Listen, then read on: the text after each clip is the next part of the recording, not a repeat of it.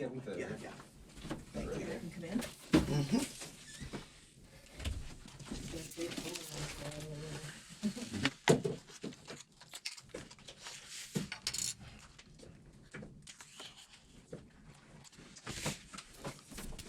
Hello, I'm Dr. Alexis Abernethy, professor of psychology in the School of Psychology here at Fuller Theological Seminary. And it's a pleasure to just be able to share with you some of my reflections on the book of Esther.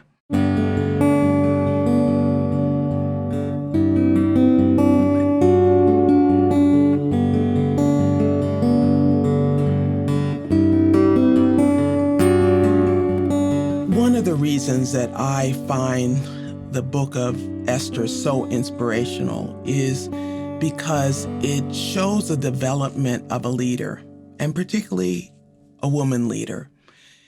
In a time of crisis, it's one thing to be thinking about where your calling is and you're walking in it and it naturally evolves. But this is a leader, an unexpected, an unlikely leader.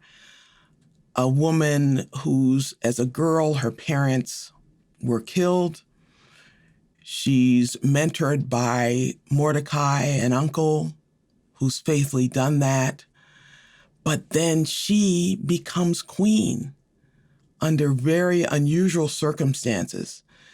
And then not only does she become queen, but then she has an opportunity to literally save the lives of her people. And what I love about it is that she's human in all this process, right? She hesitates. She's uncomfortable. She doesn't want to move forward in it. And that hesitancy is often an important piece for a leader because there's a way she's weighing the costs and counting the costs. But then as Mordecai challenges her, she steps up to the plate. But not only does she simply follow what he's saying, she draws on spiritual resources. She fasts and prays and leads the people in fasting and praying. She commands them, and including Mordecai, this is now the way we're going to go. So you just see a beautiful evolution of a spiritual leader who is wise, compassionate, and willing to risk her life for her people. So Esther's background, as I mentioned, she has no parents fostered by her uncle Mordecai raised her, and she's described as physically beautiful, but even more so wisdom and virtue were more prominent aspects, were her greatest beauty. Now, one of the things I love about this story in terms of her background, when Mordecai says to her, don't share your heritage. Now, some of us would look at that as, is that a lie of omission? You know, is it a sin of omission where you're hiding and keeping something secretive? Is that an absence of transparency? Well, as we see in how things unfold, it seems to be more, it's wisdom. And it's part of God's design, even in the way in which he works that out. But again, a leadership lesson might be that sometimes there's a pacing and there's a staging and a timing for having certain things known. And I think sometimes we make those decisions out of our own insecurity or other things that may not be as fully grounded.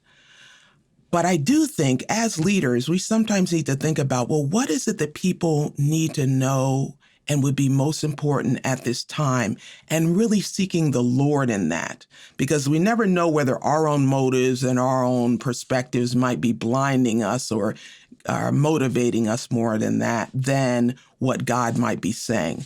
So Esther ends up finding favor with the king, and he then does select her as queen. But again, the king is not aware that she's Jewish. So you have this devoted uncle in Mordecai who's been already mentoring Esther, and now she is queen. And he's been mentoring her not only what he said to her, but in how he's lived himself. He's remained principled. He didn't bow to Haman. He has been committed to even supporting her in ways that might have been sacrificial for him. So in the course of Mordecai's time, he ends up discovering a plot of a couple of folks who were trying to assassinate the king. So he does report this, and it ends up that they are not successful. And this is noted and recorded, but not known to the king at the time. And he then challenges Esther to say, Esther, you need to speak to the king. You need to speak to the king on behalf of your people. And Esther understandably is very hesitant to do this because she knows to approach the king without being called and invited, that can result in her death. And Mordecai then says, no, but you do need to do this. And then this passage, which is part of my favorite part of this book, when Mordecai commanded to answer Esther, think not with thyself that thou shalt escape in the king's house more than all the Jews. For if thou altogether holdest thy peace at this time, then shall their enlargement and deliverance arise to the Jews from another place. But thou and thy father's house shall be destroyed, and who knoweth whether thou art come to the kingdom for such a time as this? Now, when you think about that, here you have Mordecai who said, keep your Jewish heritage hidden. Now he's saying, not only let that be known, you need to come out at a time when it actually could cost your life. Now, if you just look at that logically, in a way that doesn't really make sense. But if you look at God's divine timing and the ways in which he's orchestrating events, some of which things we can see and some of things we cannot see, the notion that deliverance is going to come. I tell you, for me, that is encouraging when I see things in the world, when I wonder, when will deliverance come? When you see the pain that so many people, groups are suffering, as well as individuals. I do ask the Lord, when is deliverance coming? But again, this book challenges me to say, am I and are those who I mentor to play a more pivotal role in that process of deliverance? And are we willing to do that? So, Esther points out the risks, the consequences of the law. But then after encouragement, she decides to move forward in it. Now, this is a shift that happens then for her.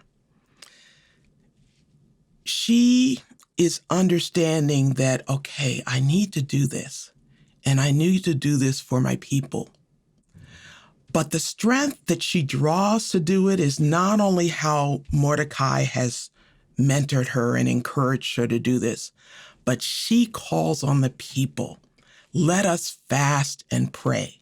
I think that's such a powerful example. Her ability to lead is not simply based on her being mentored, her own personal qualities, but her drawing on the strength of the community and the power of God. So when I think about the example that Esther sets of a leader who's willing to risk her own life, who's willing to grow, and who's committed to saving her people above all, a leader to be admired, a leader to be understood, I find her to be inspirational.